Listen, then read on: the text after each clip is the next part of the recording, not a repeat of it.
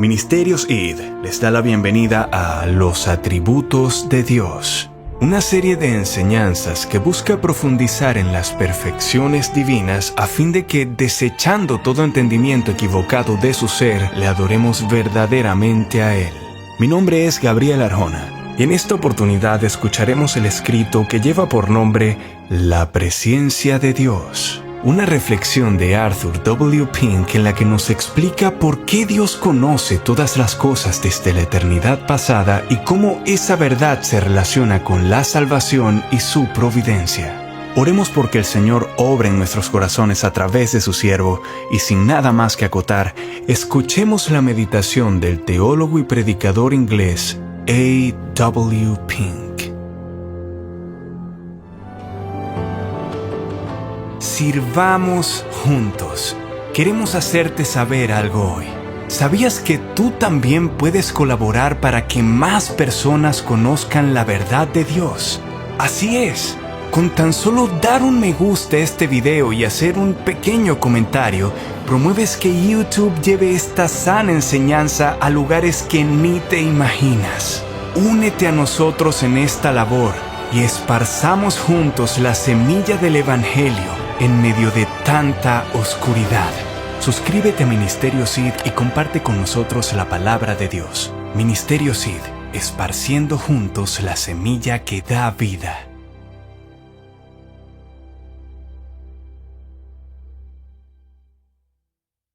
¿Qué controversias se han generado por la presencia de Dios en el pasado? Pero, ¿qué verdad de la Sagrada Escritura hay que no haya sido ocasión de batallas teológicas y eclesiásticas? La deidad de Cristo, su nacimiento virginal, su muerte expiatoria, su segundo advenimiento, la justificación, la santificación, la seguridad del creyente, la iglesia, su organización, sus oficiales, la disciplina, el bautismo, la cena del Señor y muchas otras verdades preciosas que se pueden mencionar. Sin embargo, las controversias que se han librado sobre ellos no cerraron la boca de los fieles servidores de Dios. ¿Por qué entonces deberíamos evitar la irritante pregunta acerca del previo conocimiento de Dios? Porque, por cierto, hay algunos que nos acusarán de fomentar la disensión. Dejemos que otros disputen si lo desean. Nuestro deber es dar testimonio conforme a la luz que nos fue concedida. Así que, sin nada más que acotar, inicio con mi primer encabezado. Error disipado. Hay dos cosas relacionadas con la presencia de Dios que muchos ignoran: el significado del término y su alcance escritural. Debido a que esta ignorancia está tan extendida, es fácil para los predicadores y maestros encajar en las perversiones acerca de este tema, incluso por encima del pueblo de Dios. Solo hay una salvaguarda contra el error, y es estar establecidos en la fe. Y para eso debe haber un estudio diligente y en oración, y recibir con mansedumbre la palabra de Dios implantada. Solo entonces nos fortaleceremos contra los ataques de quienes nos atacan. Hay quienes hoy están haciendo mal uso de esta verdad para desacreditar y negar la soberanía absoluta de Dios en la salvación de los pecadores. Así como los altos críticos están repudiando la inspiración divina de las Escrituras y los evolucionistas la obra de Dios en la creación, así también algunos pseudomaestros de la Biblia están pervirtiendo su presencia para rechazar su elección incondicional para vida eterna. Cuando se expone el solemne y bendito tema de la preordenación divina, cuando se expone la elección eterna de Dios de ciertas personas que se conformarán a la imagen de su Hijo, el enemigo envía a algún hombre para argumentar que la elección se basa en la presencia de Dios y este previo conocimiento se interpreta como que Dios previó que algunos serían más dóciles que otros, que responderían más fácilmente a los esfuerzos del Espíritu y que, debido a que Dios sabía que creerían, Él, en consecuencia, los predestinó para salvación. Pero tal afirmación es radicalmente errónea, pues repudia la verdad de la depravación total porque argumenta que hay algo bueno en algunos hombres. Quita la independencia de Dios porque hace que sus decretos descansen sobre lo que descubre en la criatura. Cambia completamente las cosas, porque al decir que Dios previó que ciertos pecadores creerían en Cristo y que, debido a esto, Él los predestinó para salvación, es todo lo contrario de la verdad. Las Escrituras afirman que Dios, en su absoluta soberanía, seleccionó a algunos para que fueran receptores de sus favores distintivos. Hechos 13:48. Y por lo tanto, determinó otorgarles el don de la fe. La falsa teología hace que la presencia de Dios acerca de nuestra fe sea la causa de su elección para salvarnos, mientras que, en realidad, la elección de Dios es la causa, y nuestra fe en Cristo es el efecto. Eso nos lleva a nuestro segundo encabezado, la verdad proclamada. Antes de continuar con nuestra discusión sobre este tema tan incomprendido, detengámonos y definamos nuestros términos. ¿Qué quiere decir previo conocimiento, presciencia? No saber, sino conocer de antemano es la respuesta inmediata de muchos. Pero no debemos sacar conclusiones precipitadas, ni debemos recurrir al diccionario Webster como último tribunal de apelación, pues no se trata de la etimología del término empleado.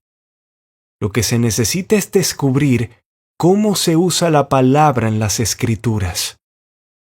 El uso que hace el Espíritu Santo de una expresión siempre define su significado y alcance.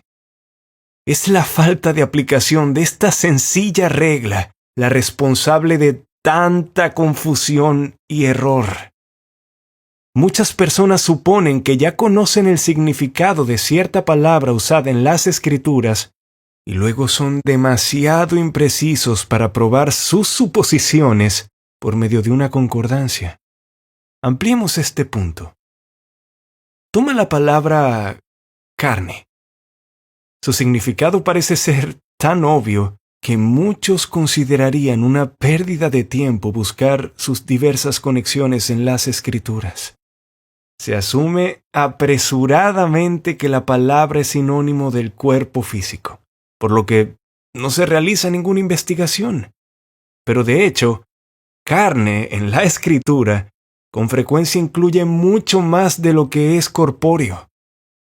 Todo lo que el término abarca solo puede determinarse mediante una comparación diligente de cada aparición del mismo y mediante un estudio de cada contexto por separado. Tome la palabra mundo. El lector promedio de la Biblia imagina que esta palabra es equivalente para la raza humana, y en consecuencia, muchos pasajes donde se encuentra el término se interpretan erróneamente. Tome la palabra inmortalidad. Seguramente esta no requiere estudio. Obviamente, hace referencia a la indestructibilidad del alma. Ay, mi lector, es una tontería y un error asumir algo con respecto a la palabra de Dios. Si el lector se toma la molestia de examinar cuidadosamente cada pasaje donde se encuentra mortal e inmortal, verá que estas palabras nunca se aplican al alma, sino siempre al cuerpo. Ahora, Lo que se ha dicho sobre la carne, el mundo, la inmortalidad, se aplica con igual fuerza a los términos conocer y preconocer. En lugar de imaginar que estas palabras no significan más que una simple cognición, los diferentes pasajes en los que se presentan deben sopesarse cuidadosamente. Las palabras previo conocimiento, presciencia, no se encuentran en el Antiguo Testamento, pero conocer aparece allí con frecuencia. Cuando ese término se usa en conexión con Dios, a menudo significa mirar con favor, denotando no una mera cognición, sino un afecto por el objeto mirado. Te he conocido por tu nombre. Éxodo 33, 17. Rebeldes habéis sido a Jehová desde el día que yo os conozco. Deuteronomio 9, 24. Antes que yo te formase en el vientre, te conocí. Jeremías 1, 5. Constituyeron príncipes, mas yo no los conocí. Oseas 8, 4. A vosotros solamente he conocido de todas las familias de la tierra. Amós 3:2. En estos pasajes, conoció significa amado o designado. De la misma manera, la palabra conocer se usa con frecuencia en el Nuevo Testamento, en el mismo sentido que en el Antiguo Testamento. Y entonces les declararé, nunca os conocí. Mateo 7:23. Yo soy el buen pastor, y conozco mis ovejas, y las mías me conocen. Juan 10:14. Pero si alguno ama a Dios, es conocido por él. Primera de Corintios 8:3. Conoce el Señor a los que son suyos. Segunda de Timoteo 2:19. Esto nos introduce a nuestro tercer encabezado. La presciencia de Dios definida. Ahora, el término presciencia, tal como se usa en el Nuevo Testamento, es menos ambiguo que en su forma simple conocer. Si cada pasaje en el que aparece se estudia cuidadosamente, se descubrirá que es un punto discutible que haga referencia a la mera percepción de eventos que ocurrirán. El hecho es que la presciencia nunca se usa en las Escrituras con relación a eventos o acciones. En cambio, siempre hace referencia a personas. Se dice que Dios previamente conoce a las personas, no las acciones de esas personas. Como prueba de esto, citaremos ahora cada pasaje donde se encuentre esta expresión. La primera aparición está en Hechos capítulo 2, versículo 23. Allí leemos: A este, entregado por el determinado consejo y anticipado conocimiento, presciencia de Dios, prendisteis y matasteis por manos de inicuos crucificándole. Si se presta especial atención a la redacción de este versículo, se verá que el apóstol no estaba allí hablando del previo conocimiento de Dios acerca del acto de la crucifixión, sino de la persona crucificada. A este, Cristo, entregado por. La segunda aparición está en Romanos 8 del 29 al 30. Porque a los, y atención a la palabra los, que antes conoció, también los predestinó, para que fuesen hechos conformes a la imagen de su Hijo, para que Él sea el primogénito entre muchos hermanos. Y a los que predestinó, a estos también llamó. Fíjese bien en el pronombre que se usa aquí. No se trata de aquello que previamente conoció, sino a quien previamente conoció. No se trata de la rendición de las voluntades de estas personas, ni de la fe de sus corazones, sino de las personas mismas de las cuales se habla. No ha desechado Dios a su pueblo, al cual desde antes conoció. Romanos 11:2. Una vez más, la clara referencia es a las personas y solo a las personas. La última mención se encuentra en 1 de Pedro 1:2. Acompáñame. Elegidos según la presciencia, previo conocimiento, de Dios Padre. ¿Quiénes son elegidos según la presciencia, previo conocimiento de Dios Padre? El versículo anterior nos dice, la referencia es a los expatriados esparcidos, es decir, la diáspora, la dispersión, los judíos creyentes. Por lo tanto, aquí también la referencia es a las personas y no a sus actos previstos. Ahora, en vista de estos pasajes, que son los únicos, ¿qué base escritural hay para que alguien diga que Dios conoció de antemano los actos de ciertas personas, es decir, su arrepentimiento y fe, y que debido a esos actos los eligió para salvación? La respuesta es absolutamente ninguna. Las Escrituras nunca hablan del arrepentimiento y la fe como previstas o reconocidas por Dios. Verdaderamente, Él sabía desde toda la eternidad que algunos se arrepentirían y creerían. Sin embargo, esto no es a lo que la Escritura se refiere como el objeto del previo conocimiento de Dios. La palabra se refiere uniformemente al previo conocimiento de Dios de personas.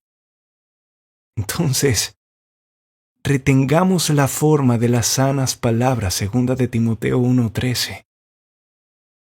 Otra cosa a la que queremos llamar su especial atención es a que los dos primeros pasajes citados anteriormente muestran con claridad y enseñan implícitamente que la presencia de Dios no es el causante de los hechos, sino que hay algo más que se encuentra detrás, que lo precede, y que ese algo es su propio decreto soberano. Fíjese bien. Cristo fue entregado en primer lugar por el determinado consejo y, en segundo lugar, anticipado conocimiento, presciencia de Dios. Hechos 2:23. Su consejo o decreto fue la base de su previo conocimiento.